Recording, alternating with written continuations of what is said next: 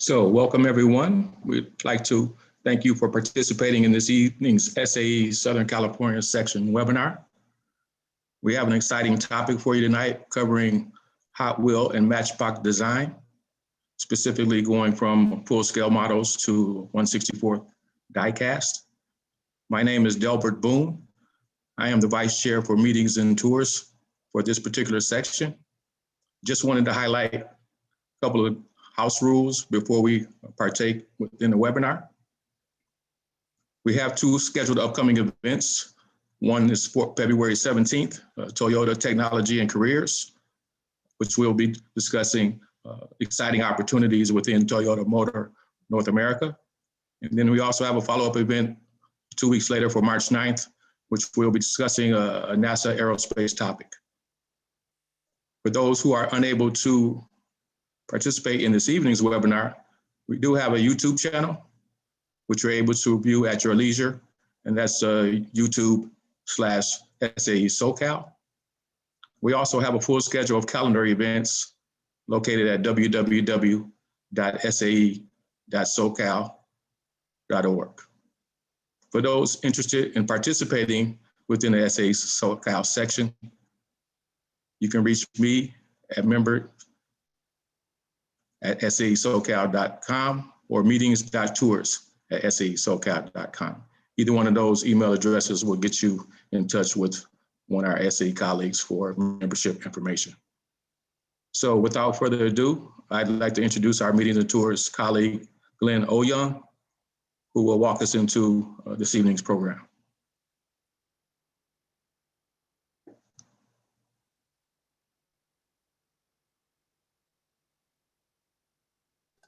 Oh man, I'm gonna get that right sometime in this decade, I promise. Thanks, Delbert, for the introduction. I am so excited to introduce our guest tonight, which is Brian Benedict, the design director from Hot Wheels. And like many of you watching in, we've got a packed audience. We love Hot Wheels, and we're so excited to be able to have some of Brian's time. So, a little bit about Hot Wheels as we kind of get started. Here, Hot Wheels, the brand and the toy, started in 1968. And as we were just talking before we came on, outsells probably all the other one-to-one scale car companies combined, and has just been a smashing success from day one. So let's bring Brian on, and let's really kind of talk about not only Hot Wheels, but Brian's really interesting career path, going from a car designer to now a Hot Wheels and Matchbox car designer. So welcome, Brian. Hey, Glenn. Thanks a lot for having me. It's a real honor to be here and to speak to all of you at the SAE. So yeah, good to be here tonight. You have the best, I was gonna say background ever, but I should just you're the best life, the best. You've made a lot of great life choices. We can say that, right? Well, I don't know. I got lucky, I guess. Yeah. Do you mind pulling up that deck? You've got a really great deck. And oh yeah, absolutely. Give folks a little flavor for kind of Hot Wheels. Yeah, let's. Because they don't want to see my mug, That's not all right. Hopefully you can see my deck now. Yeah, that's great. All right. So as we were kind of saying, it started with what, 16 cars, Brian, in 19? Yes, that's right. Let me. There we go. Yeah. So you can see here, back in 1968, we started out with these 16 cars. They're affectionately known as. Sometimes known as the Sweet 16, but real collectors refer to them as the original 16. So, yeah, so a great variety of cars, both licensed and fantasy.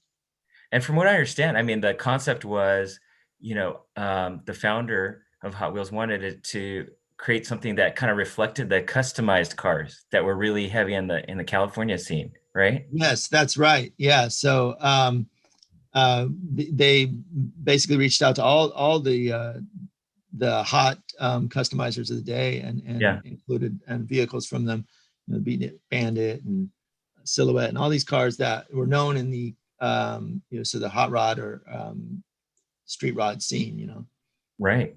And Harry Bradley was actual car designer for Chevrolet, I believe it was a Chevrolet. That's right. He came from GM and came straight to Hot Wheels. So it was really cool. Basically Elliot Handler, the president, the founder of Mattel, wanted to create a toy car, a diecast car that had some play value to it. So really, the only thing out there on the market at the time was Matchbox of any significance, and but they didn't really roll that well at the time. Now Matchbox is a part of the Mattel fold now, so you I'm fixed not it. pretending. Yes, we fixed it. So I'm not disparaging Matchbox, Right. but at the time they didn't roll well, and so the idea was, let's create a toy car that's fun to play with, that you can roll around, that you can play on track sets. There wasn't such a thing as track sets and play sets at the time. So he hired a real car designer from the car world, Harry Bradley, and a real aerospace engineer to sort of engineer these things to make sure they rolled well.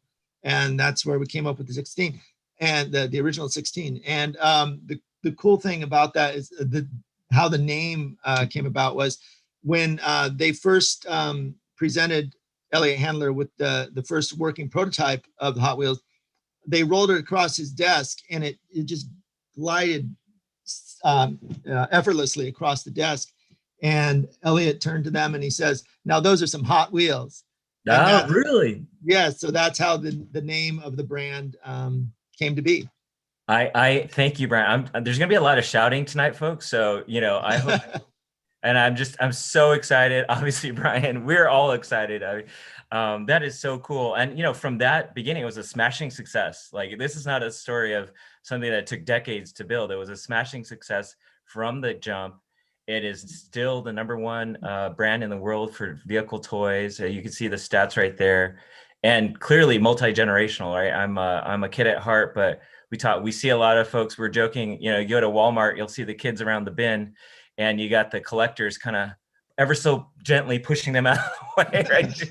Fighting the kids for toys. Yeah. Yeah, exactly. Not fighting, just I'm collecting, So so huge and I think you had your best year last year, actually, 2020, right? Absolutely. Yeah, it's insane. It's crazy. I mean, it is truly insane. Hats off. Yeah. 2020, started out normal enough, and then all of a sudden COVID hit and the world was in disarray, and we're like, oh no, what's this going to do for business? It seemed like we were going to be greatly affected. In the end, it turned out, like you said, we had our best year ever. It was amazing. And not just Hot Wheels, actually, all of the Mattel brands actually really, really thrived last year. So it's a really interesting thing, the sort of people being forced to interact differently and more time at home and everything. Kids being online all the time actually, for school, made them want to spend less screen time when they were not in school. And so they had greater interest in physical toys. So we really saw a rejuvenation. Hot Wheels has been doing great anyway. Every year is better than the last. But this last year was really phenomenal for us. And, as we talked about, I think, we both have kids, and I've got 2 young girls, and as a parent, I can just say that it's something that, I always feel like, I'm using them as an excuse to build my collection. My wife's in the other room. I hope she's not on Zoom right now. But B, it's just something you don't ever, I don't regret, it's affordable, it's fun. It's something that's going to last literally forever. I'm not collecting any Hot Wheels from this appearance, but I'm just, as from a parent's perspective, especially with what's going on. You want to get them off the screen, right? Yeah. And it's something that you could do. So congratulations on your best year ever. Awesome. Thank you. Yeah. Well, let's take us back, if you will, back to kind of before. So I'm sorry, I didn't really set this up correctly. Can you share with the audience, what your role at Hot Wheels and Matchbox? Yeah, absolutely. So my role is I'm design director for actually Hot Wheels and Matchbox diecast. So I oversee all vehicle toys for both brands. I've been with Hot Wheels much longer than I've been involved with Matchbox. I started at Hot Wheels 16 years ago. And then for the past 2 years, I've been overseeing both brands. I just want to say you have great skin, Brian. So I'm just putting it and I'm not trying to get priority on the Red Line Club. If you want to do that, that's on you. But I'm just 16 years ago. Wow. I'm not followed for it. Okay. All right. And so I'm sorry, I cut you off to compliment. There'll be a lot of that tonight. But Yeah. so most of it with Hot Wheels, right? And then how long? Yes, exactly. Okay. For the past 2 years, I've been overseeing both brands. So and a little bit later, I do want to share a little bit about both Hot Wheels and Matchbox and the differences between the two.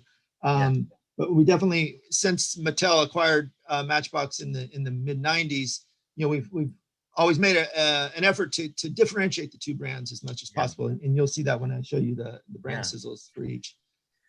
Oh, sorry. Go ahead. I was just going to say maybe I should take you back a little bit. Yeah, before Hot Wheels, before Mattel, before everything.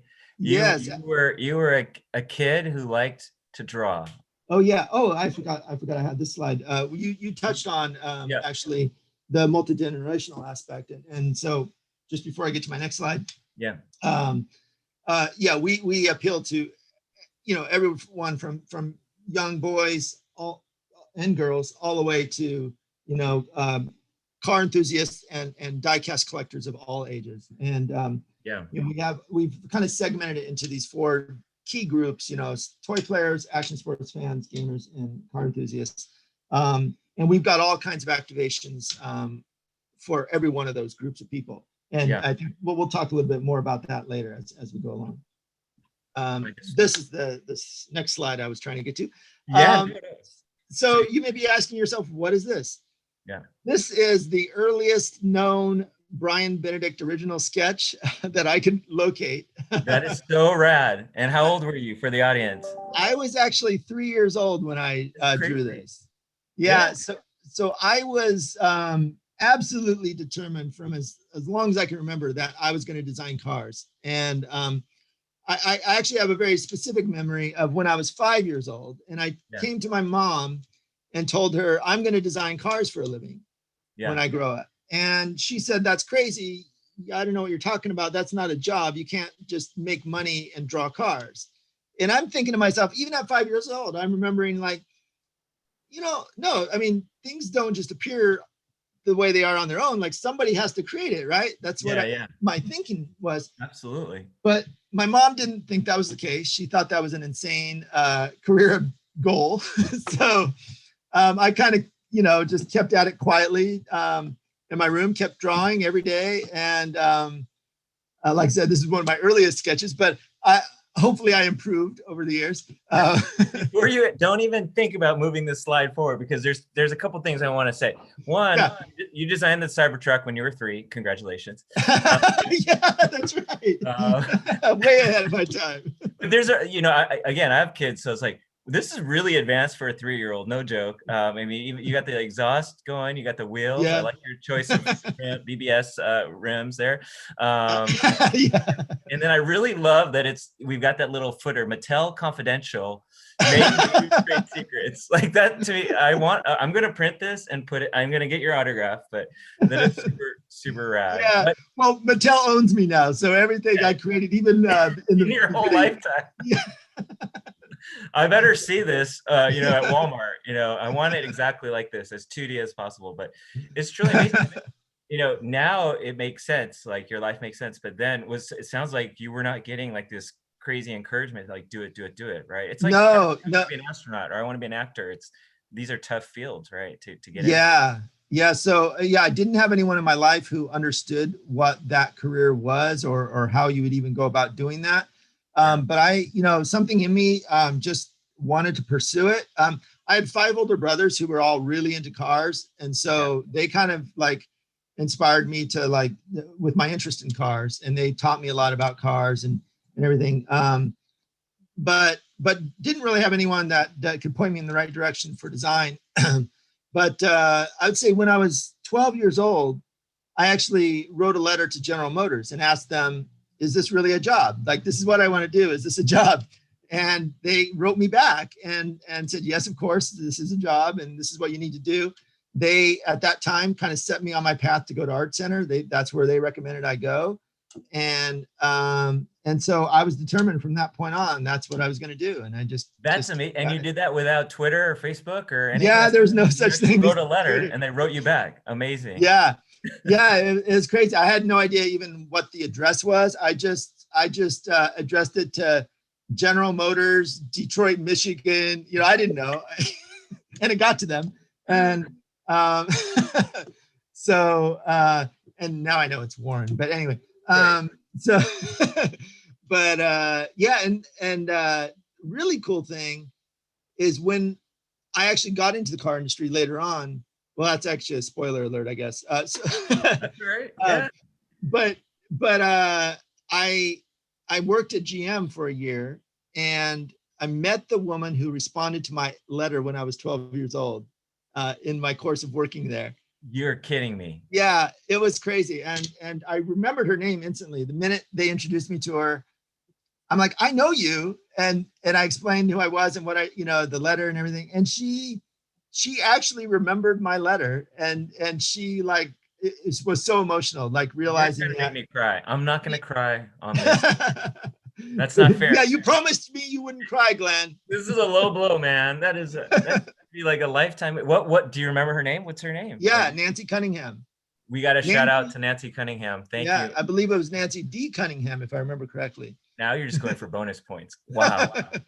That's insane. And she remembered you, you remembered her. Yeah. So she got very emotional, realizing that her response back actually made a difference in someone's life, so it was just a really cool experience. Wow. But yeah, so to take a step back, so I, all the way up through high school, focusing on design, that's what I'm going to do. Didn't get any encouragement from school or anything. My teachers all thought that was a lame thing to try to pursue, that I should be a doctor or an accountant or something like that. They didn't think this was like really a job either. And, but so I just kind of had to tune all the adults out in my life and just focus on what I knew I wanted to do. And so I ended up, I went briefly to Art Institute of Seattle because I lived up in Washington at that time. So, okay. I started at the Art Institute of Seattle because I was told, oh, it's really hard to get into Art Center, so you shouldn't try right out of high school. You should try to get some other training first. And in retrospect, it was kind of a waste of time and money. I think I should have just tried for Art Center. But anyway, so, and then while I was at Art Institute, I applied to Art Center. I got in, and then went through the program at Art Center, and then right out of Art Center, I got hired on at Honda. I'm not gonna let you skip Art Center, so you're so humble. But Art Center is like, it's like the SEAL Team 6 of it is really hard to get into, right? Which is why you had this other advice of don't apply yet, right? And then transportation design, like that's a tough major to get into as well. I mean, it's a grueling experience, but I've heard so much from other Art Center grads that it's just truly been transformative. Was that? Yeah, for sure. Was that the case for you, Brian Benedict? Or yeah, it was okay. I could have It's pretty brutal, actually. And I probably wasn't quite prepared for how brutal it was going to be, but especially the aforementioned Harry Bradley, who not only was the original Hot Wheels designer, but also was one of my first instructors at Art Center. And he did not like me. Well, I don't either, but no, I'm just kidding. Yeah, I know. But like you. Why? Well, I don't know. He said I wasn't cut out for design, and he was pretty harsh. He was pretty harsh on me. So I was pretty discouraged early on in my Art Center career, but I powered through anyway, and ended up having a very successful career. So Harry probably wasn't wrong at the time. I wasn't up to the caliber I should have been, probably, but something like a Mr. Miyagi kind of moment here is what it is. I think so. There's a little bit of wax on, wax off. Yeah, it's coming from love, right? Yeah. Why am I doing all this, right? Actually, the wax on reminded me. Harry used to, he had crutches, and so he would stand there at the critique wall, and leaning on his crutches. And then when he saw a sketch that he thought was horrendous, he would lift his crutch up and slam it against the wall and then do this kind of twirling motion to Oh no. tear it off the wall. Oh So, my God. Yeah, so that's kind of like gives you a sense of how brutal Art Center was. Wow. But and I can actually, even though he was pretty critical of me, I can proudly say I never got one of my drawings ripped off the wall like that. So and like such dramatic fashion too. Yeah, very dramatic. There's a lot of flair to it. There's definitely sort of it's very like Hollywood. I really want to do that with one of my kids' report cards now. Is that making parents? Yeah. But there's sort of this theme so far of like, it wasn't like an easy road for you. It wasn't like, again, it's a tough thing that, most people don't see a path, right? There's only it's one Brian Benedict today, right? So, but you didn't give up. You didn't give up. Something inside of you was just like, I'm going to keep pushing through this, right? Yeah, and the other thing about that was, I grew up in poverty. We didn't have any money. We had 9 kids. My dad, didn't make much money, basically minimum wage job, and so money didn't go very far. And so I didn't have any help getting through school. So I was, they always told you can't work while you're at Art Center. You got to focus on school, but I had to work too. So, even with working, I still couldn't afford everything. So I was like literally starving. I was like skin and bones. So it was definitely, aside from just the grueling nature of the courses, it was exceptionally brutal for me, I think, due to the extenuating circumstances. Right. But that is amazing. We've talked before, but I never really heard this part of the story. Thank you for sharing with everyone. But you didn't give up, and you're still very thin. Just So from Art Center, you survived this crazy. I want to talk to you offline about like how that must have been, but I get a flavor of it. And then you've got this guy with making people stuffed off the wall. But then you made it, right? You graduate, you get a job. You said with Honda. I made it. Yeah. With Honda. Started with Honda, and actually started out in clay modeling. So, and eventually in my career, worked into sort of full-fledged designer. But so I got to be involved with a lot of really cool projects at Honda. Spent 5 years there. Was a project leader for the second generation Acura CL. Worked on had a lot to do with the first gen MDX. Which sold like hotcakes, or what those cars, right? Yeah, they did. And then I was involved in the Element as well. Mostly in the early concept ideation phase, but then I actually left the company before, they finalized the design. So the final look of it, I can't claim credit for, but I'll claim it for you. Brian takes all the credit for, I don't know. Where's camera 1? Where's camera 2? You heard it here first. Brian Benedict takes credit for the Element. No, not at all. Not at all. So, but I was involved with that. And then, after 5 years at Honda, I decided to explore. And was working on what is I working on? A Maybach and like next gen S class then. Wow. And then I did a contract at Mitsubishi, and then I got an opportunity to come out to Michigan. Got pursued by Johnson Controls, which does automotive interiors. Yeah. And I decided to go out there and worked with the big 3. So I spent a year in each of the design studios. So I spent a year in the Ford studio, a year in the GM studio, a year in the Chrysler studio, and we would work very closely with the designers from those studios. So I was at Johnson Controls, formerly Prince, and then we would commute to the OEM studios and work directly with them. That was a really good experience for me. Everything I'd done prior to that was all exterior design. Okay. And I had one design director once tell me, no matter what everybody says about what, all the profound things exterior design is, really your job is just to make things look cool. So I think that mindset has probably changed a little bit now, but that was at the time, that was a lot of the thinking. So going into interior design, it was much more cerebral, and admittedly, a challenge at first, because like, wow, I got a lot of different things to think about, you know, and you know, how are we going to pack people in here, and how, you know, comfort and safety and all that. And so, but it was really, really, really good eye-opening experience for me, and I learned a lot in my 3 years there in Michigan.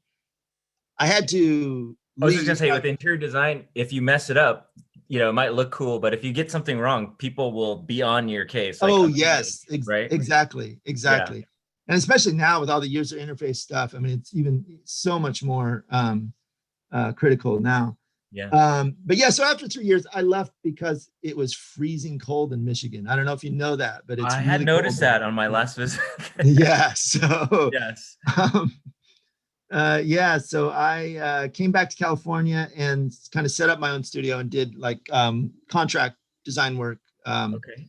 And I was working on everything from OEM vehicles to automotive aftermarket projects to even household products. I dabbled a little bit and had my first foray into kitchen products, which was really interesting, but wow, that wasn't really where my passion was. Yeah. But you got to eat, you got to make money. Yeah, So, yeah, right? exactly. So it paid the bills.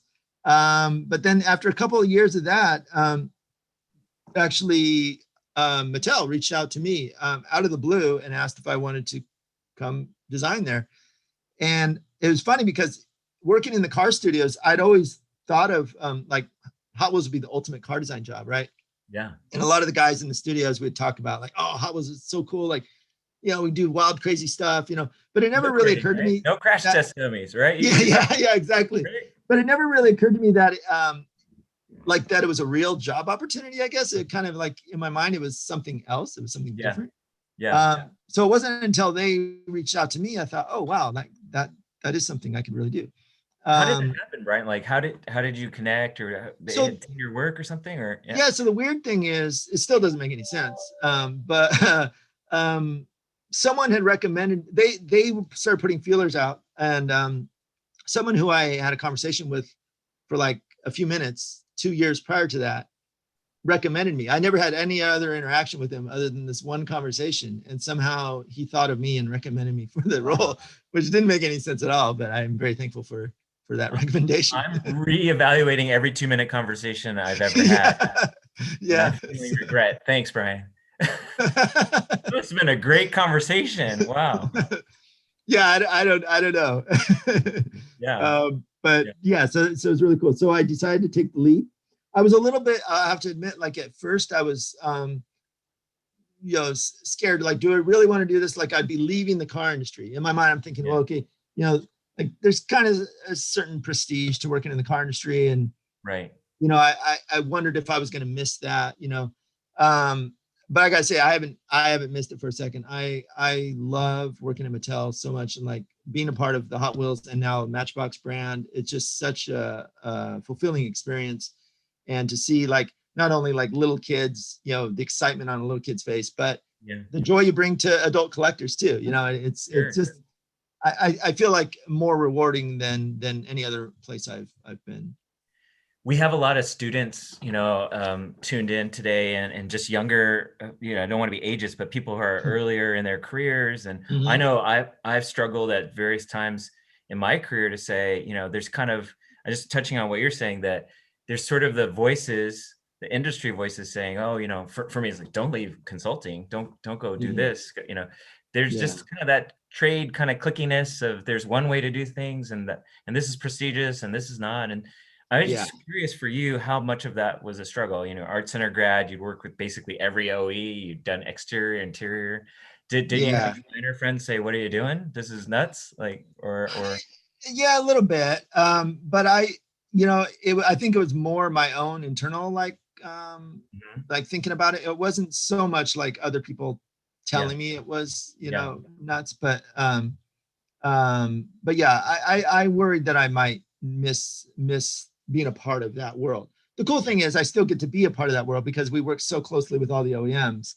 and you know, and have great partnerships with them. And the OEMs are talking to you like, how do I be part of your world? It's like a Little Mermaid at this point, right?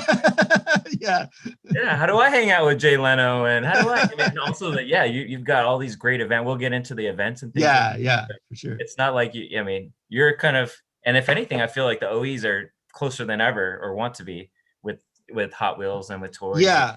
Right? I think we really are kind of, in our heyday right now, like, and we have just the best relationships all around, you know, with not only the OEs, but, you know, different collabs that we're doing. And I'll show you some images of that in a minute, but, you know, and celebrity partners and things. I mean, the cool thing about Hot Wheels is that we can pretty much attract anyone. Like, it's such a powerful brand that pretty much anyone my age or younger, you know, grew up with, right? So, so it has this like really sentimental, meaningful thing for guys and girls, you know, of all ages. And so you mentioned Hot Wheels, and people immediately want to work with you, you know, and so that's a really cool thing. And we kind of have our pick of who we work with. You know? Absolutely. Well, I know you have a few videos. Did you want to queue up?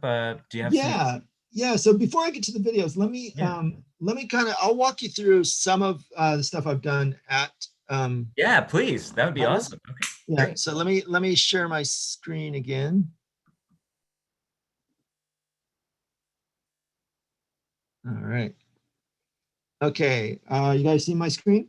Yeah. Okay, great. So just leading out here, here's just a collage of a whole bunch of cars I've worked on. So I've done everything from, you know, licensed cars like the Ford GTX one there and the Koenigsegg you see up front. Brian, that beats my LinkedIn page. That you don't need LinkedIn. That's my resume. Boom.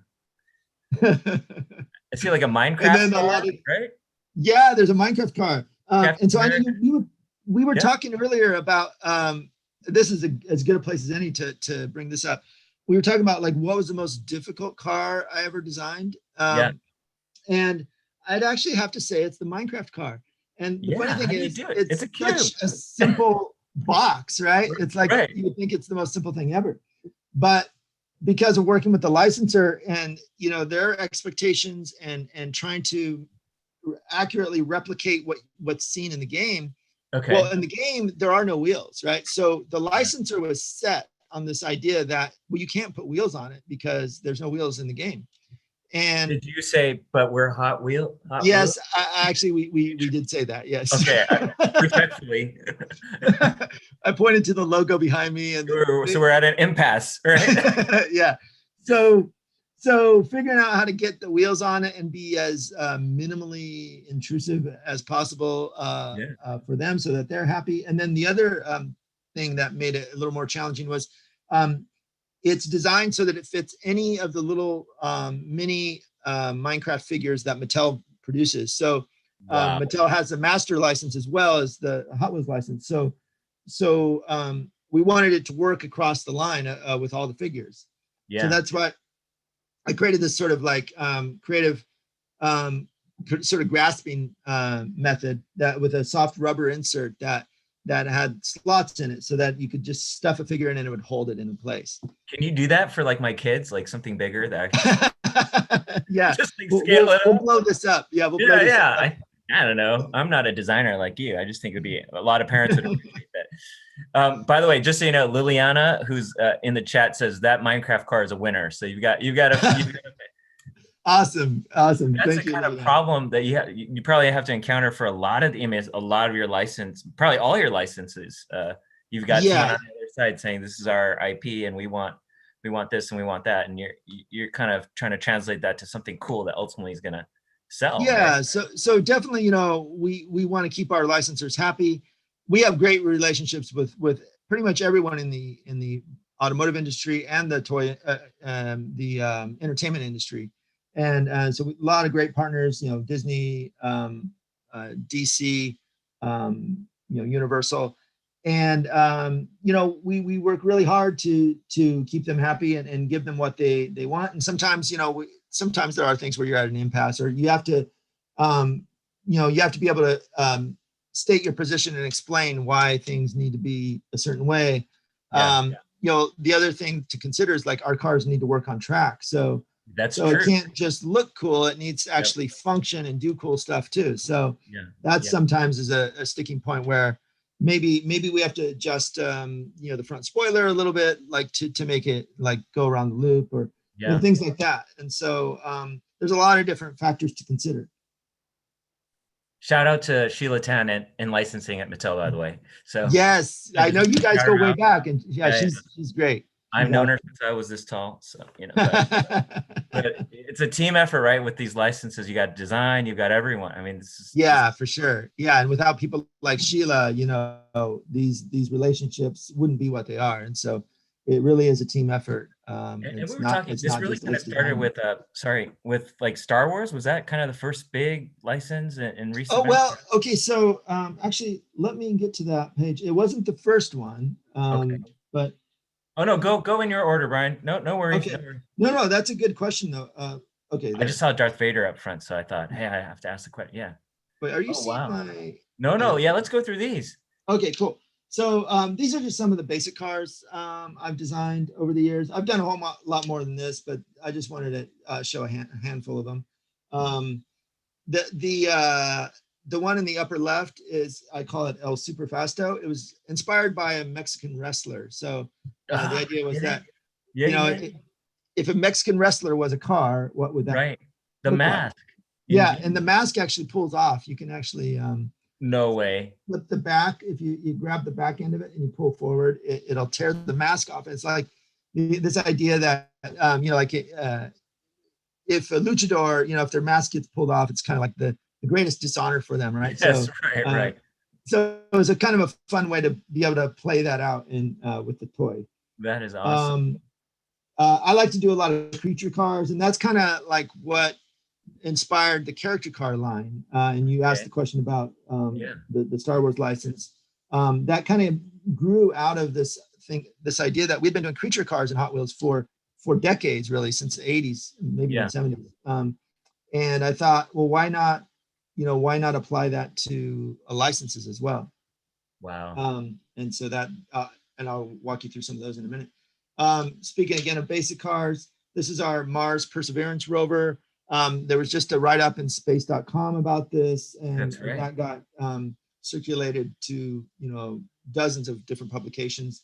So it's going to touch down on the 18th or something, or the 17th. That's right. So we deliberately timed the release of our car just before that touchdown, so that it can be in kids' hands when they watch the real rover touchdown, and then they can play that out in their living room. That is amazing. Yeah. And then some Walmart, by the way, I'm going to be camping at Walmart. I'm going to grab one. Yeah, definitely. Here's some of the premium cars I've worked on. You know, I've done a lot of the retro or replica entertainment stuff. You know, actual cars you see in movies and TV shows. I like to do the Mr. Miyagi thing. It was perfect, Brian. We got to take. Oh, you're right. Yeah. Wow. I should have put Harry Bradley on the cover. Yeah, so a lot of fun with that stuff. And then speaking of the premium adult collector stuff, I mentioned before, I mean, we've got some pretty ravenous fans out there. And so it's amazing to see how passionate fans get about the product that we produce in our collector lines. This particular example, the Supreme collab we did for our team transports, sold out in 12 seconds. It was pretty insane. And then the resale value on it, of course, is through the roof as well.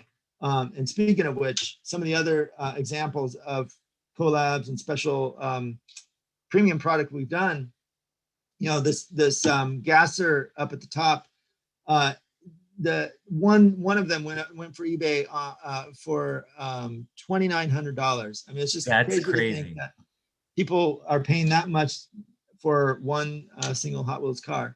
Wow. By the way, I designed the graphics on this one.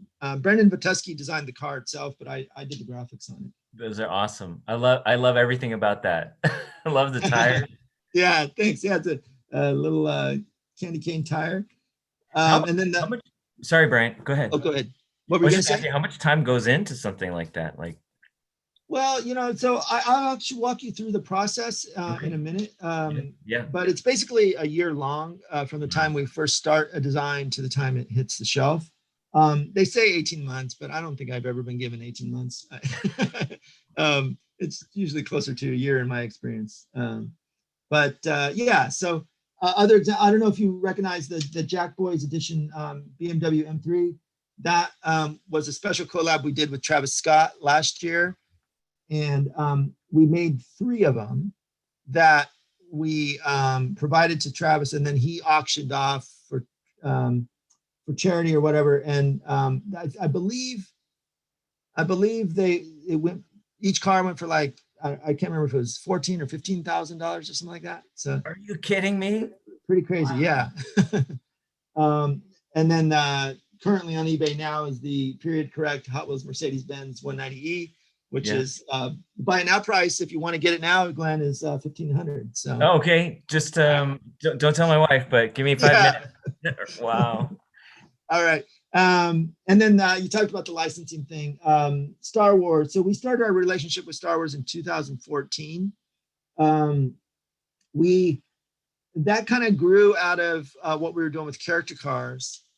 And these here are a replica Starship. So we have both the replica Starship license as well as inspired by diecast. So it grew out of character cars because we had been doing other licenses, starting with Toy Story and then DC Comics, and then because of that, right around the time that Disney bought both Marvel and Star Wars,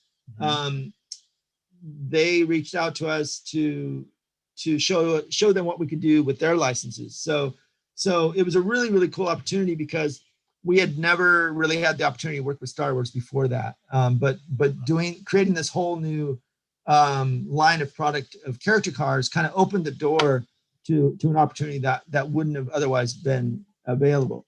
And then that enabled us to expand into the replica Starships as well. So really, really cool opportunity. Very cool. And then, we actually have a really strong appeal with our female audience as well. We don't necessarily, design a car thinking, oh, this is for a girl or this is for a guy or whatever. But we just naturally have a strong female appeal anyway. And we found that a majority of young girls actually have several Hot Wheels of their own, even if they don't have a brother. Some people initially thought, well, maybe they only have Hot Wheels because they've got an older brother or whatever, and they just kind of like inherited them or whatever. But we found that actually the statistics were no different, whether the girl had a brother or not, that they owned as many Hot Wheels. So that was an interesting insight. Super surprising. And for the record, I actually want the Sanrio one. Yeah, it's pretty cool. And that's the thing. So I was going to say, like, even though obviously Sanrio, Hello Kitty has strong female appeal, it also appeals to guys too. And guys are going crazy over this casting in this deco. So it's quite a phenomenon. And then we recently in December released the Barbie camper in Hot Wheels 1/64 scale, which is really, really cool. It has all kinds of fun details, just like you see on the larger scale camper that Barbie uses. That is super cool. Such a fun item. And so people are clamoring for that one as well. And you couldn't find them on the shelf because people get them up so quickly. And then again on the license front, Street Fighter has been a strong license. So we do both. These are like pop culture cars. So they have like our pop culture line has like graphics on it that represents a property, and they're all a theme. It's like a set of 5 that has a specific theme to it. So this was our Street Fighter themed. You guys are so good at extracting money, by the way. So, and so this is you see one, and then you're like, I must have them all. Exactly, and that's the thing. Get one. I'll just get 2, and then I must have it. And then I think I saw candy. I think you did. Yeah, we try to design them in such a way that you want to have them all. Not that we're, not that we're forcing people to buy them all, but that of course not, Brian. Of course not. It just enhances your experience if you own them all, right? Yeah. So so that was a fun line. And then also on the Street Fighter front, we did the character cars as well. So these are the cars inspired by those characters.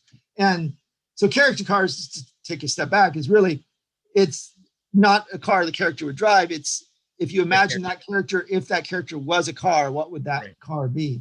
Right. And so we try to, play up on all the elements of the character, not just their physical appearance, but what's their backstory, what's their background, what are they like, what's their personality, are they good or evil, and incorporate all of that into the vehicle design. Like your luchador car. Yeah, exactly. Right. Exactly.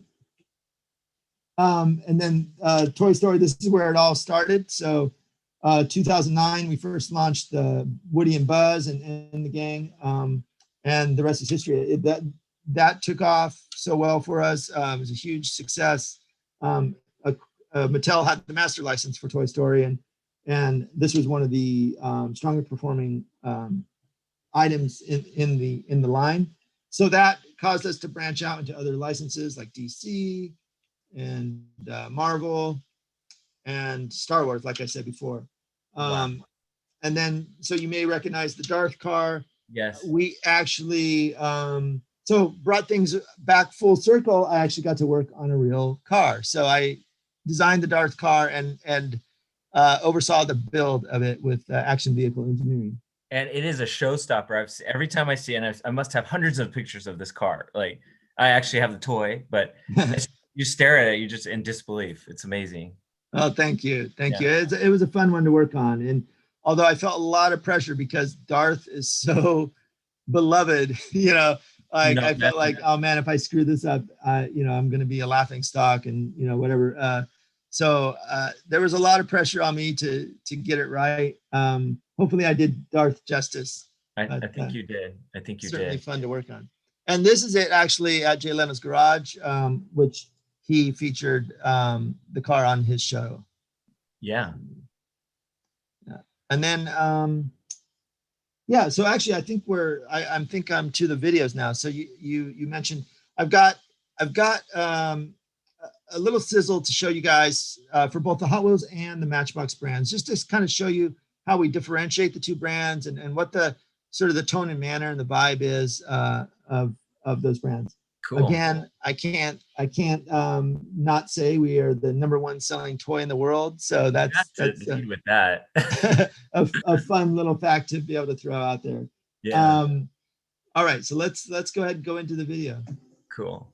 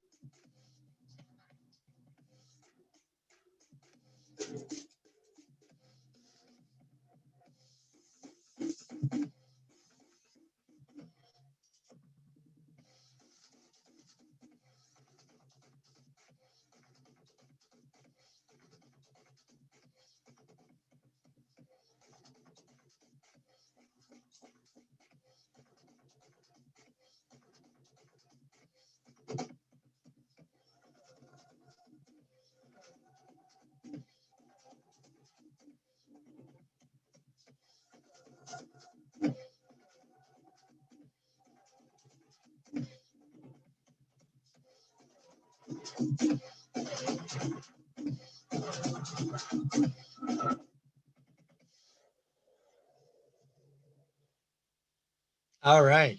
Wow. So yeah, so you can see there, Hot Wheels is extremely frenetic and action-packed, and it's all about adrenaline, excitement. Our motto is challenge accepted. We're up for anything. And so you can see that in not only the product, but in the partnerships that we have and in the different sort of live events and things that we do. You kind of mentioned earlier, like we have this, Hot Wheels Monster Truck Show. It's been a phenomenal success for us. we've gone head to head against Monster Jam, live monster truck circuit that's been around for some 20 years.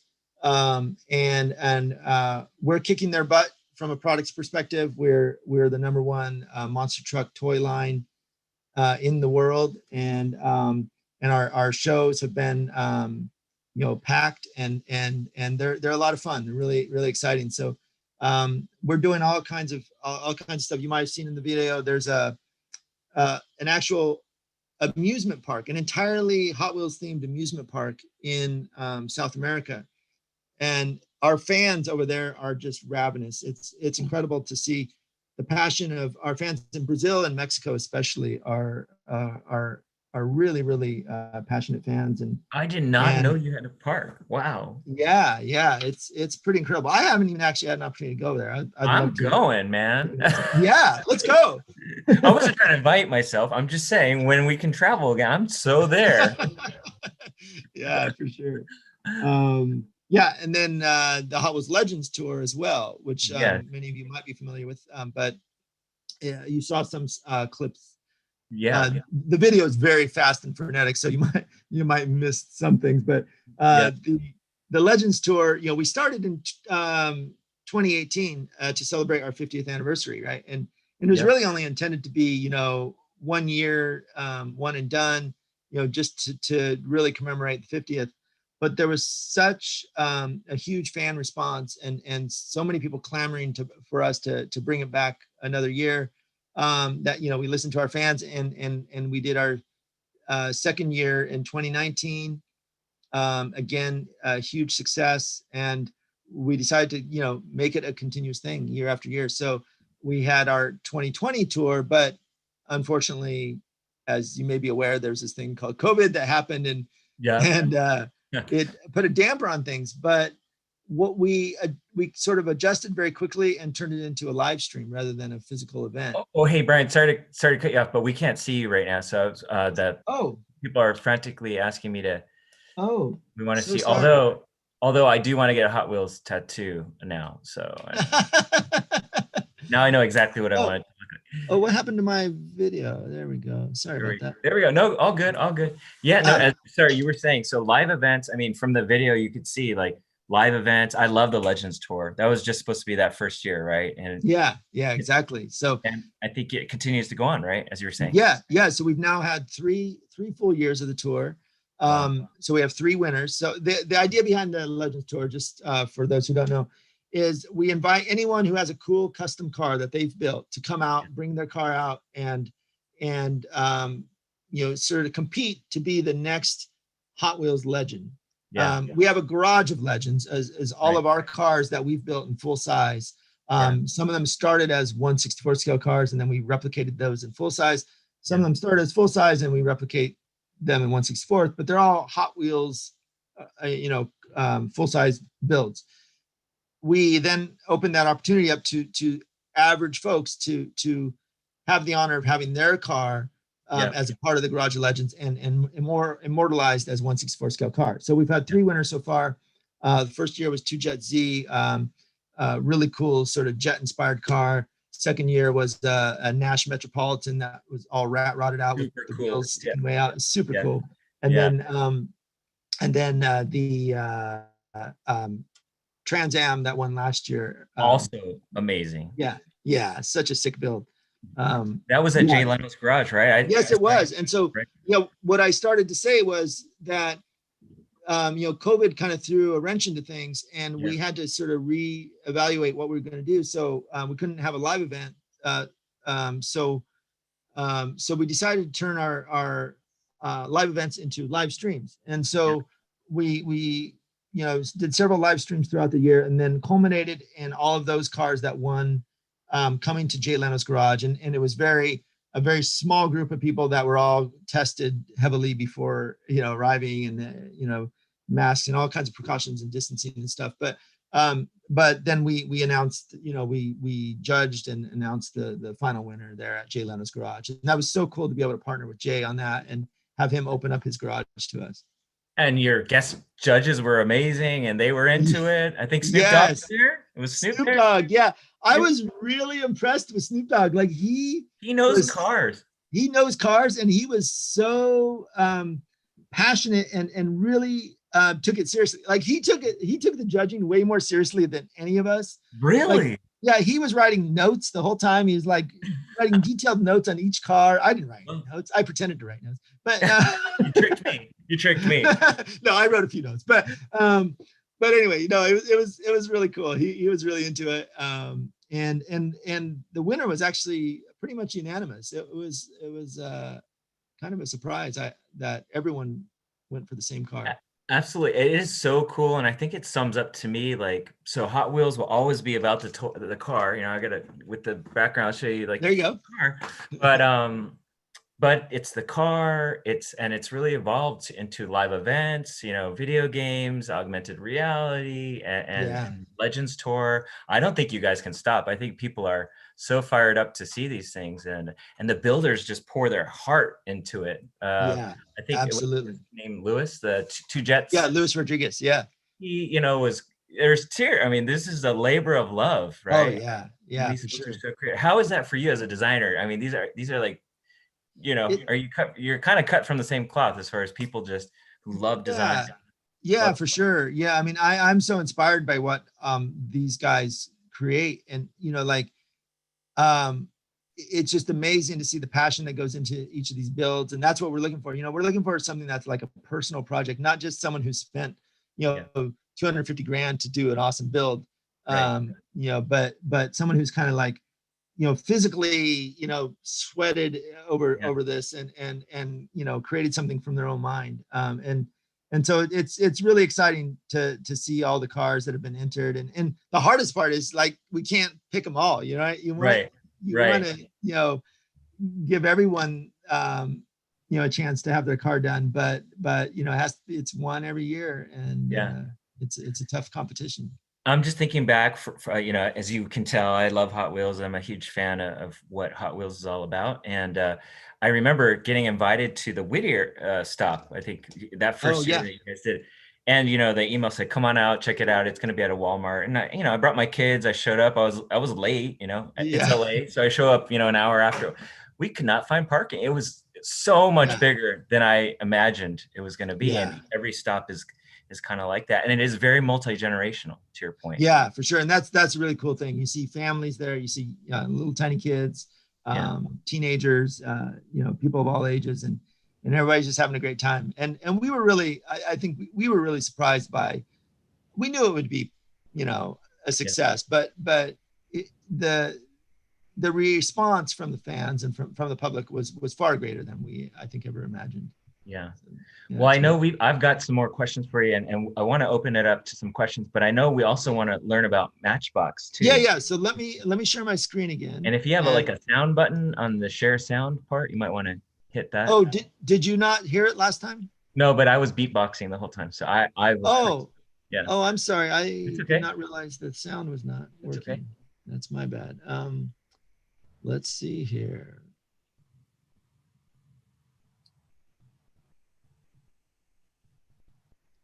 Aha, I missed that little check. Okay. Thanks, Brian. Yeah. All right. Hopefully that. Oh, wait, we'll play it again since you didn't hear it the first time. There we go. I think the audience wants to hear it. I don't think anybody has.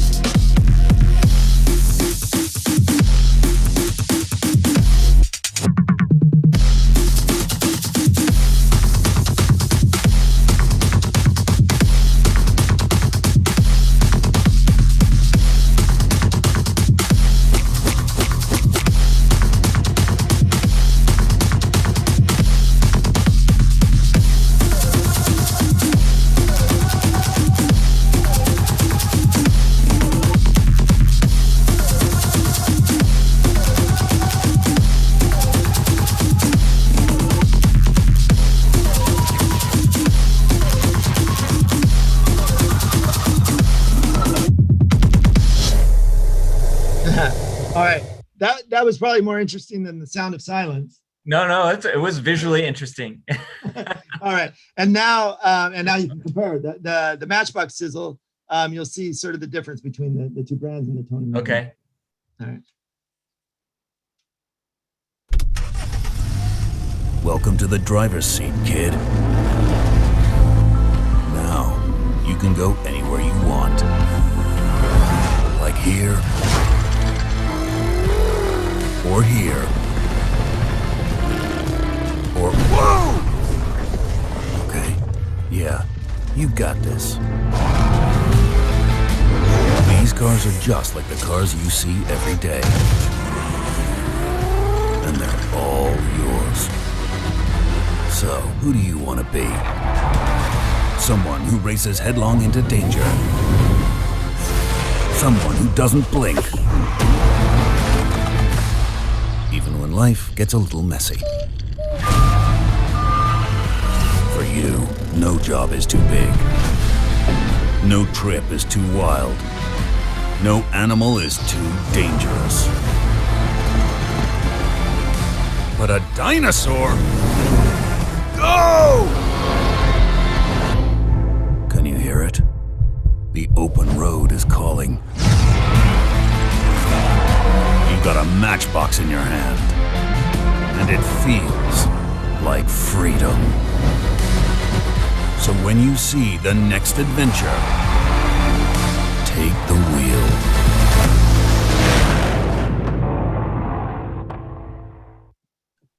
All right.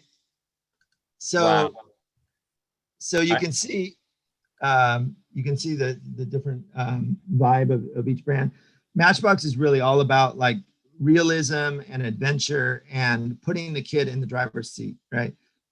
It's like what the kid experiences in his real world around him, with some hyper reality sort of infusing, like the dinosaur, of course. Dinosaur, I noticed, was hyper real. Yeah. Yeah, but even dinosaurs are real, right? Like there are, dinosaurs existed. Kid can play out a paleontology theme or whatever. Maybe the dinosaur comes to life. But yeah, leaving room for that kid's imagination. And so that's sort of the Matchbox side of things. And then, as you saw, Hot Wheels. I like to think of Hot Wheels as like, it's like more like a SEMA show or a Cars and Coffee show, right? It's like all wild, crazy cars out there, no limit. Insane. Yeah. And whereas Matchbox, it's like more like what you're going to see on the street. There are always cool, crazy cars on the street too. So Matchbox will have its share of hypercars and hot rods and things like that as well. So those aren't off limits to Matchbox. It's just in the way they're executed and treated, and the quantity at which we incorporate those into the brand is different. I feel like is it true? I don't know. Like you see like Hot Wheels police cars and Matchbox police cars, but the Matchbox ones are like hyper realistic basically, whereas the Hot Wheels one would be like a Supra police car. I'm making that up, but yes, that is true. Yeah. So we might have some unorthodox cars as police cars. Yeah, exactly. And you're sitting on top of both brands now, doing Yeah. So I oversee the design team for both brands. I've got an amazing, I can't take credit for the stuff. You can. It's the team. I mean, we've got some of the most amazing designers on our team, and I'm just blown away by the talent. And these guys, and gals are legends, really. Amongst the collector, I talked about the passion of the collectors. People clamor for their autographs and just get so excited to see them at the conventions, and we make an effort to really be a part of the community and really connect with fans, and that's important to us as well. Speaking of that, I just have to ask, what's the craziest, there's convention again, pre-COVID and post-COVID, there will be conventions again. And so we were kind of talking, but sometimes fans get overzealous. So can you share with us kind of the craziest experience you've had? So sometimes they might cross the line. There was one particular convention I was at, and I believe it was in Mexico actually. And so I mentioned Mexico is one of the particularly passionate locations. A fan actually followed me into the restroom and tried to get me to sign a package of a car I had designed while I'm urinating at the urinal. Like, I'm like, no, this has gone too far. Extremely so awkward. I'm sorry, I am gonna cry actually. And so how many cars did you sign, Brian? Oh yeah, I signed all 50 of them. That's fantastic. I No, mean, it's not fantastic, but it just speaks to the palate. Like, what other product has that kind of passion, right? Like, yeah, exactly. Right? I had to politely decline and offered to sign it once I was out. Like, can I just wash my hand? Is it cool? Yeah. That's actually a perfect segue and hilarious, by the way. But you are my hero. You know that. Obviously, we're kind of alluding to it, but Hot Wheels has different audiences here. You said that right off the bat.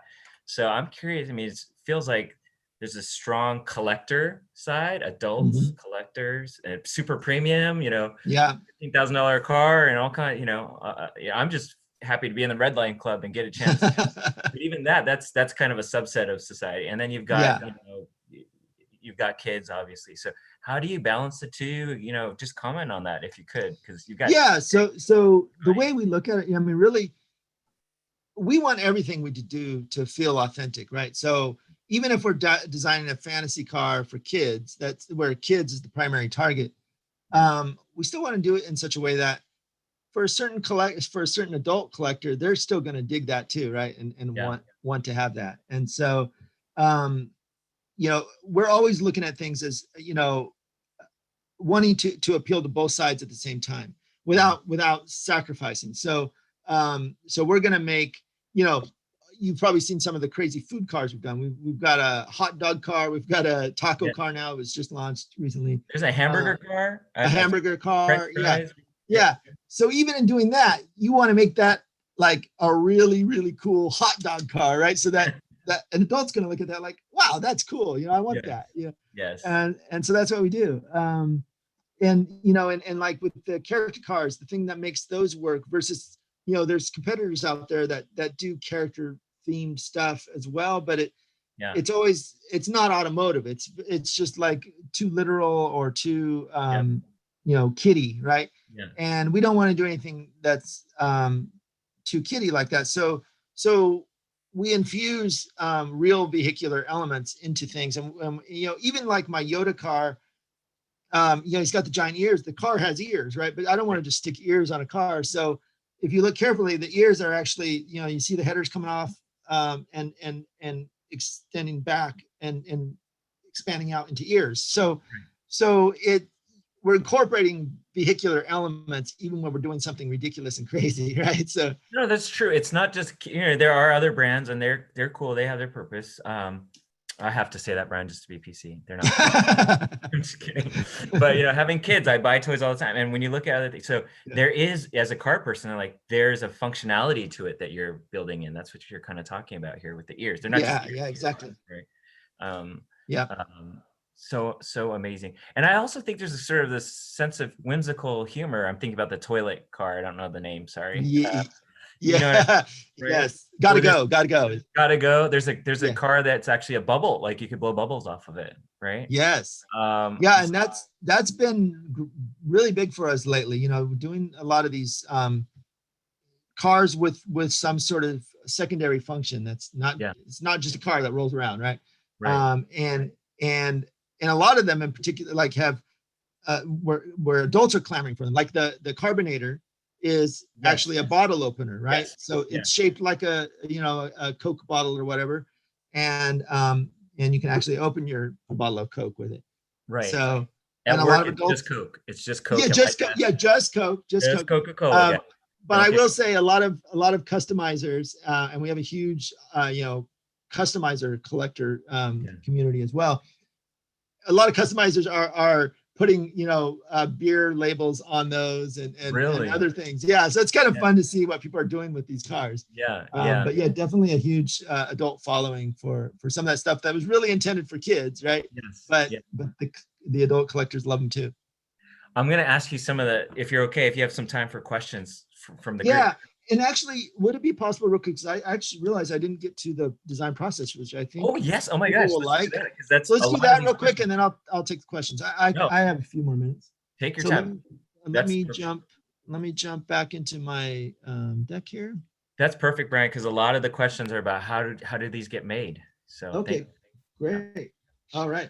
So are you seeing the process Yep. board here? Yep. Okay, awesome. So so like I said, it's basically a year-long process. You know, give or take a few months. But you know, we'll start out with some sketches. This particular example is you know, one of the Legends winner, the 2019 Legends winner, the Nash.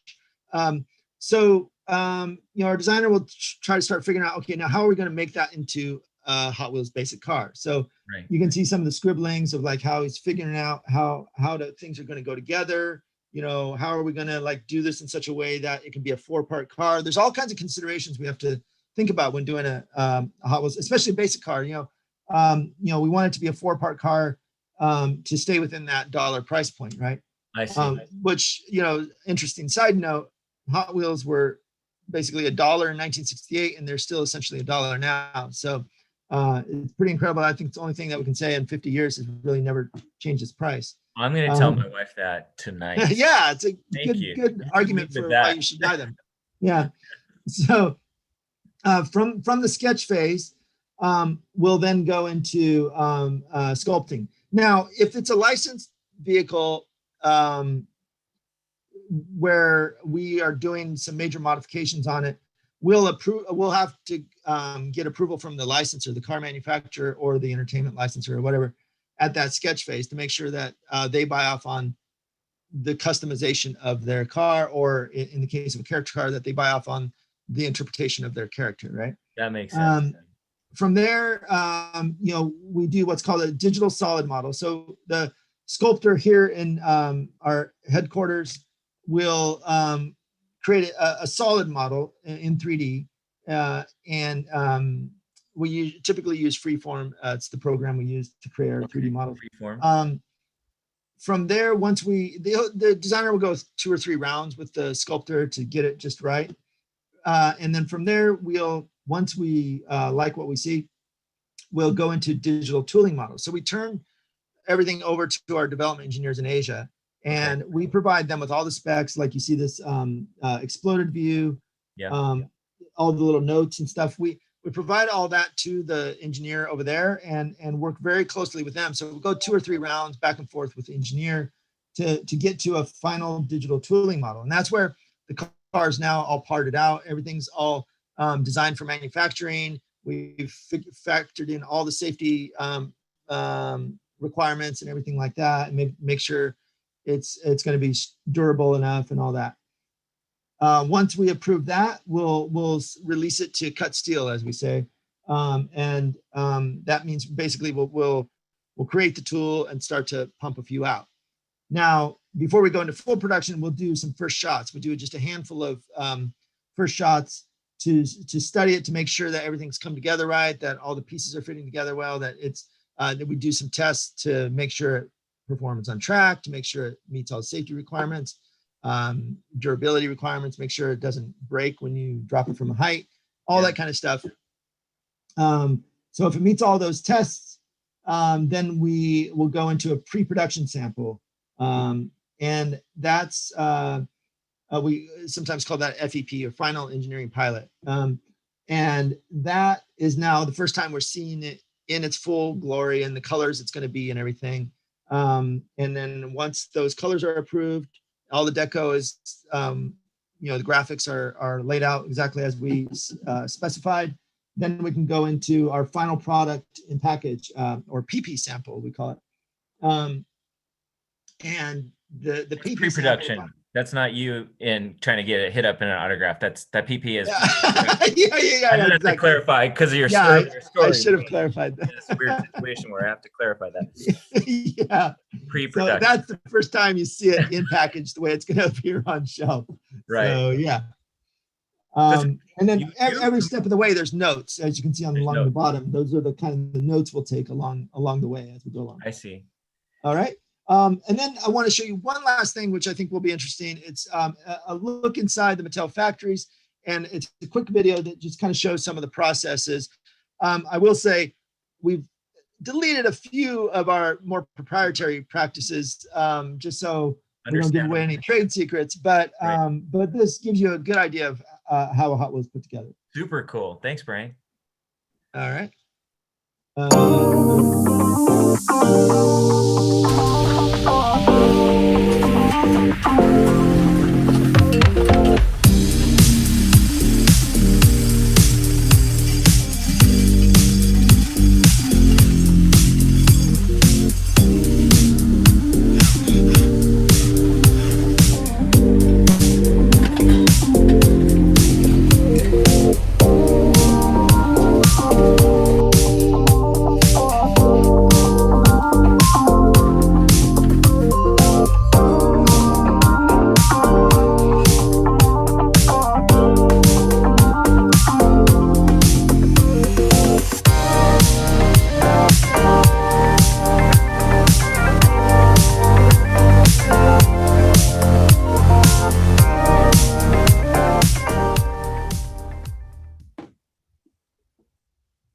All right. Oh, sorry. That was super cool. All right. Thank you. All right. So that's all I had to share. So that was awesome. I mean, I would just watch that over and over again on a loop if I I almost put it on loop for you, but just constantly. So from start to finish, you said you rarely get 18 months, you know, something like that. The Nash, how much time from start to finish, roughly?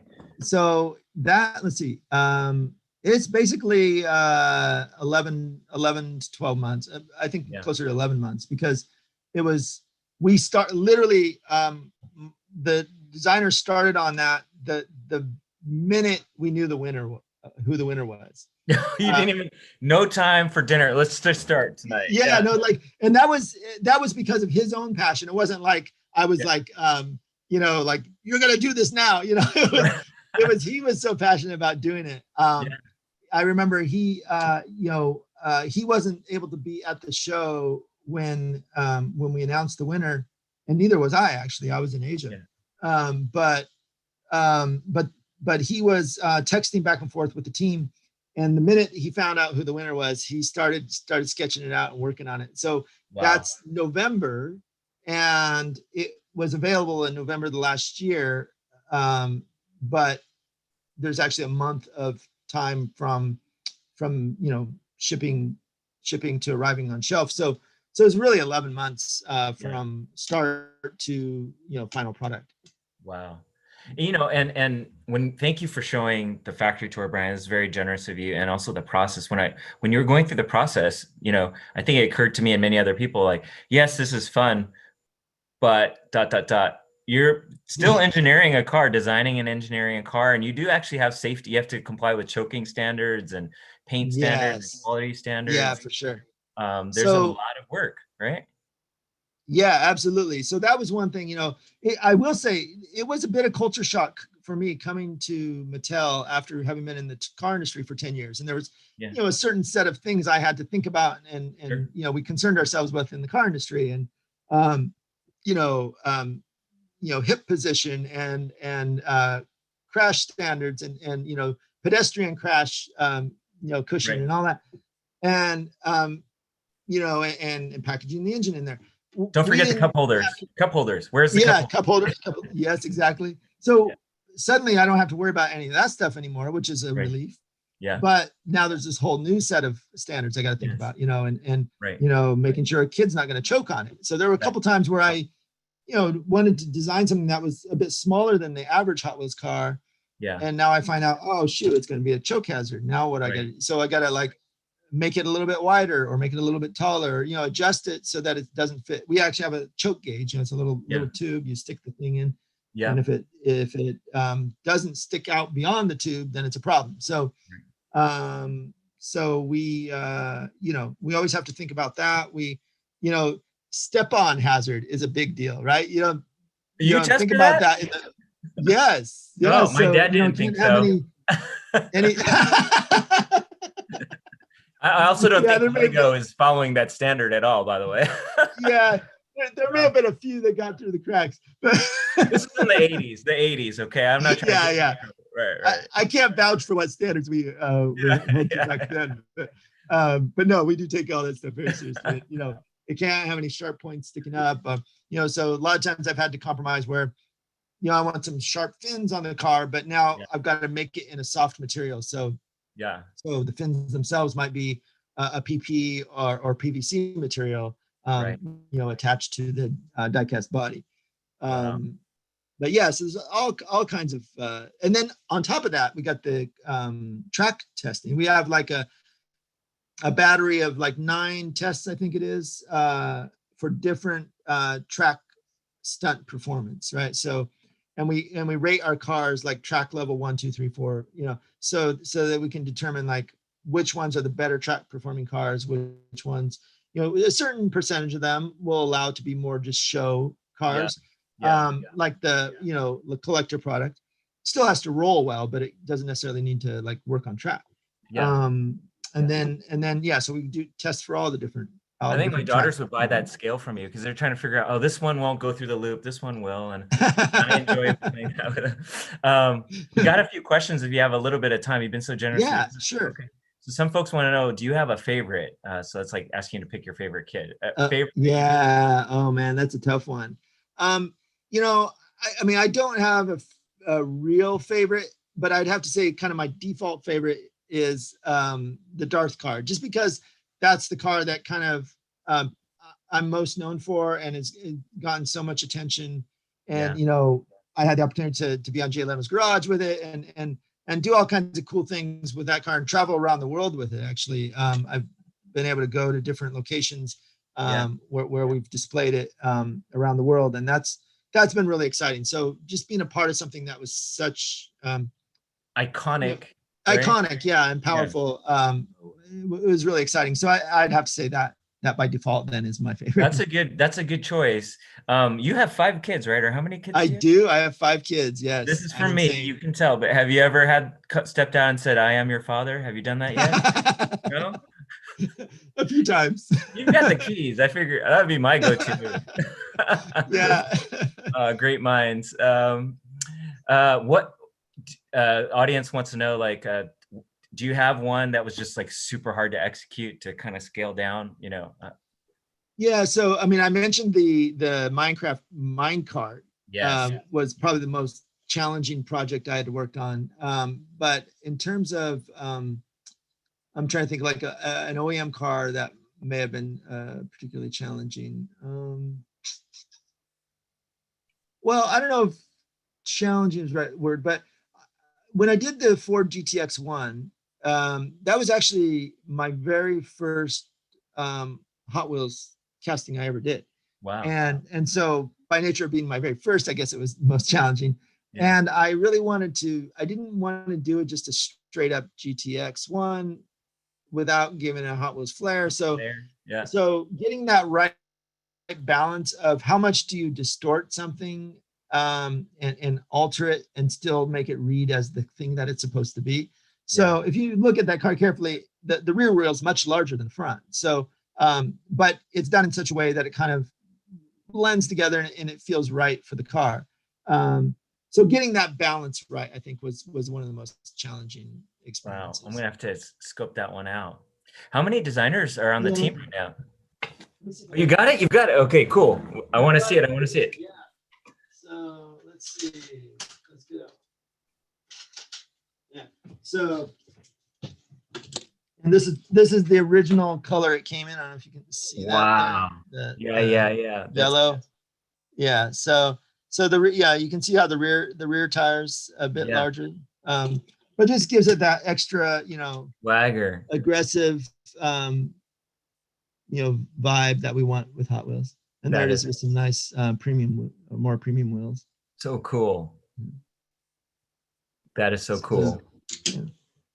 How many designers working on the team right now, Brian? Oh, let's see. What do we got? 8. I should know this off the top of my head. So about 16. Okay. On the diecast team. Now there's there's a whole other side of Hot Wheels that we didn't really even touch on, but I only oversee diecast, but there's the play sets and track sets and innovation items and, tech stuff and all that. So there's a lot more designers on the other side as well. But on my side, it's about 16. On your team, are they still, is that kind of the route is art center kind of, or not necessarily art center, but transportation? Yeah. Okay. Yeah, for sure. The vast majority of the designers on my team are from Art Center, actually. There's a couple from some of the other schools, CCS, and man, I should know. I try to remember where everyone graduated from, but they're all, I would say, they're all design school graduates. Mostly from transportation programs, some product design programs. And then the graphics side guys, pursue more, graphics education. So not necessarily a transportation design program, but all from, design schools for the most part.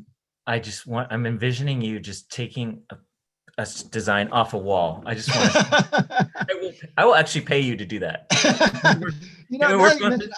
I think that would be satisfying, wouldn't it? Yeah. What is the process? How does a design get made? Like, do they pitch you? Is that kind of what, let's say it's not a licensed product, it's not, right. So, it's a lot of things, we have regular brainstorms and we talk about different ideas. The team will come, with things that they think are cool. We're always sharing stuff. We're inspired by everything around us. So we're looking at what's going on in the car world. We're looking at what's going on in entertainment. We're looking at what's going on in other forms of design and art and creativity. And sometimes we'll be inspired by something like, oh, we could do a car that was based on, this or that. The foodie cars that we've been doing just came from someone having lunch, right? So are you serious? That happened? Well, I mean, we talk about like, and it's funny because some of them start as like jokes, having a taco. We're like, oh, we can make a taco car. Right. Like, we actually could make a taco car. So we have fun with it. We definitely have a sense of humor, right? And we don't take ourselves too seriously. But at the same time, we want to be very authentic too. And so even with that sense of humor, we try to fuse it together with being grounded in reality. I'm waiting to see the KN95 mask car. So I mean, yes, we need to do that. What does like no-go decision look like on something like that? So you've got an idea, like when you guys are evaluating that. Yeah. So it's kind of part of a larger process where we want to make sure we balance the whole line out together as a whole for the year, right? So we're looking across, we've got like in the basics cars line alone, the regular dollar cars. Yeah. We've got 50 new tools every year. So we're looking at, okay, we've got to fill these 50 slots and we want to make sure that there's a wide variety of both, licensed vehicles as well as fantasy cars. The fantasy cars we call Hot Wheels Originals. We refer to those as Hot Wheels Originals. Those are cars designed by our team. Okay. From the ground up.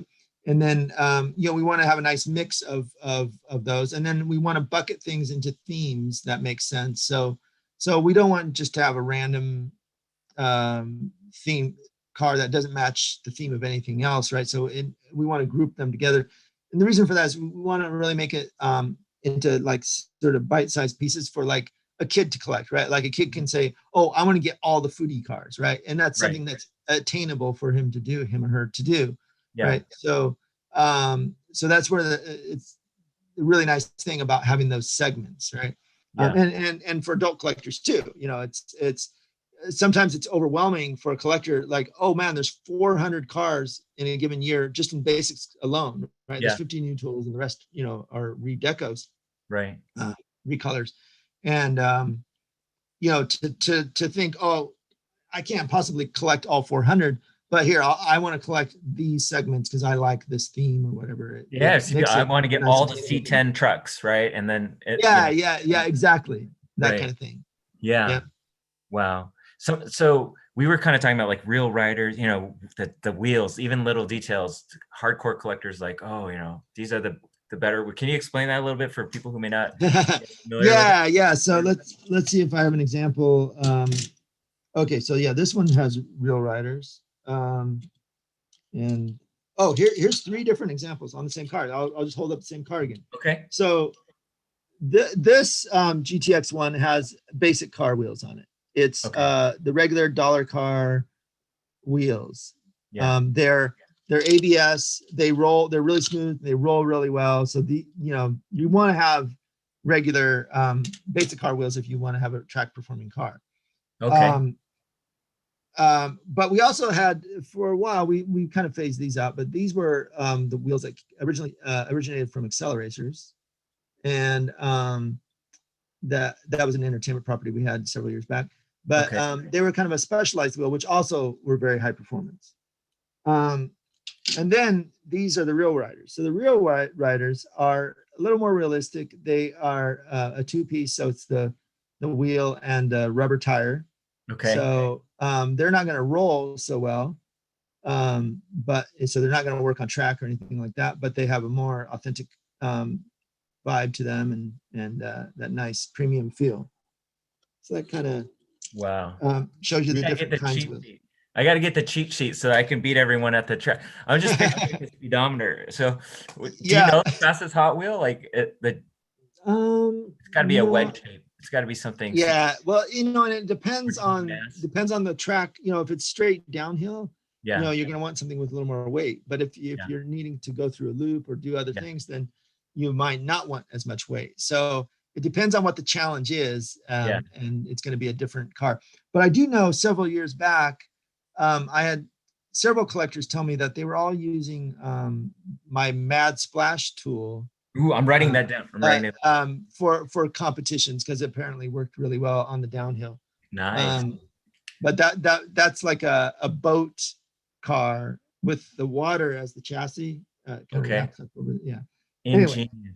Anyway. Before we go, a couple more questions if you have enough steam. Yes.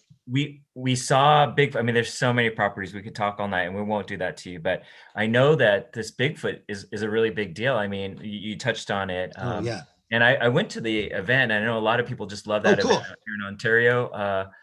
I had no idea. So can you talk a little bit about Mattel and Bigfoot, a little bit more about that relationship? Yeah, it's really exciting. So we, like I said, we established our own Hot Wheels Monster Trucks live event a couple years back.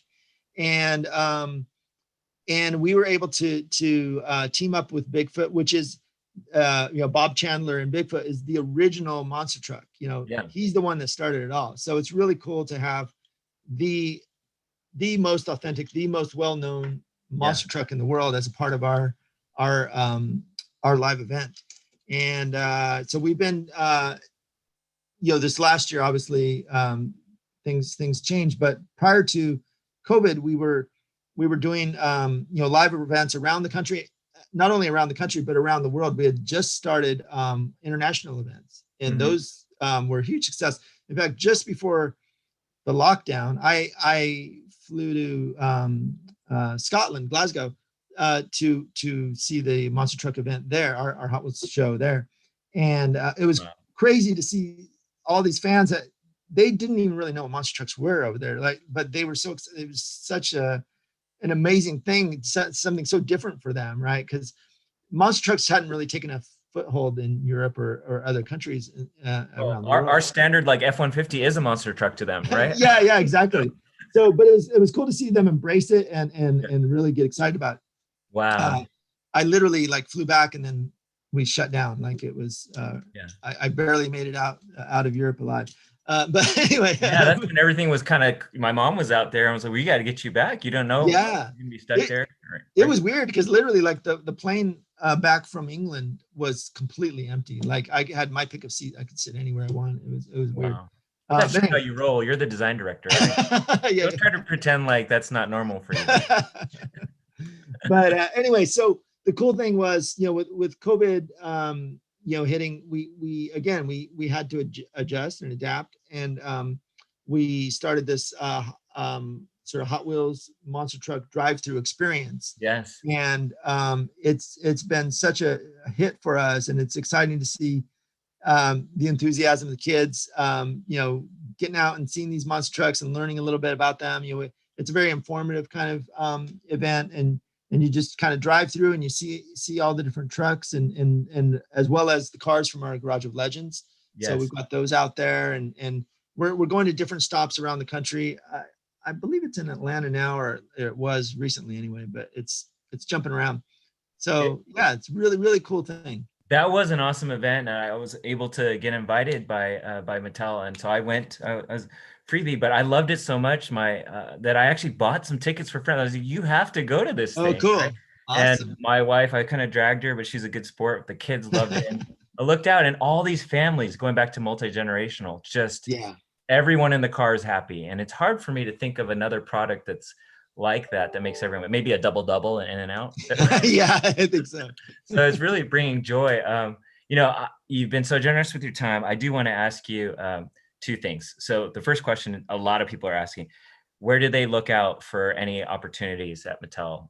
If they're interested after seeing the talk, like besides urinals at conventions, where should they so you can go to Mattel.com, and at the bottom of the page there's a careers tab. Just click on that and it'll take you through all the available job openings at Mattel.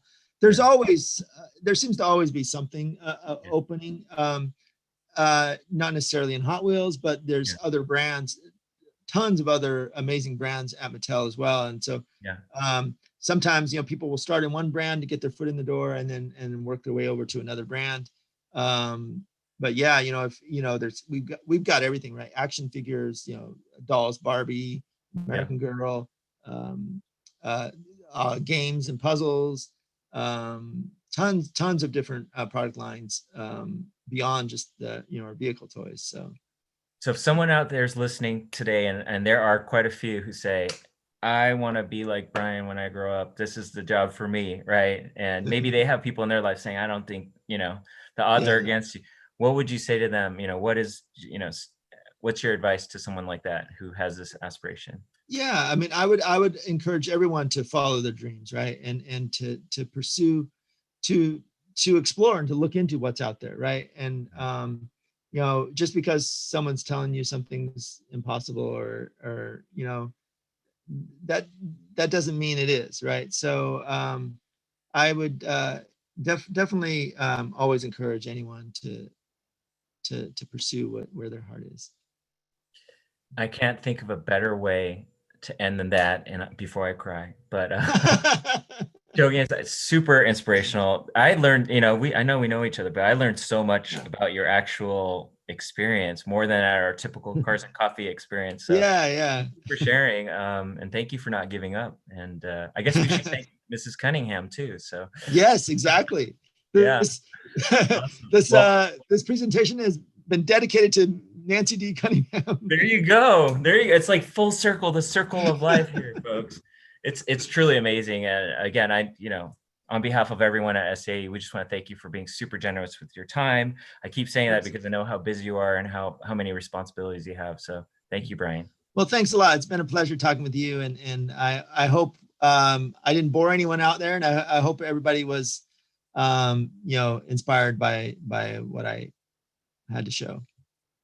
I think we got people saying, let's go another 5 hours, but we wouldn't do that this year, next year, maybe. So thanks. I'll turn it to you, Bryan, once again. So much. Love you, man. Thanks a lot, man. All right. Bye-bye.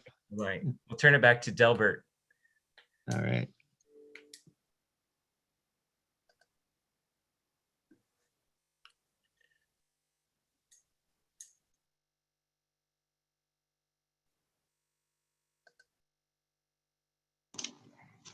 Okay.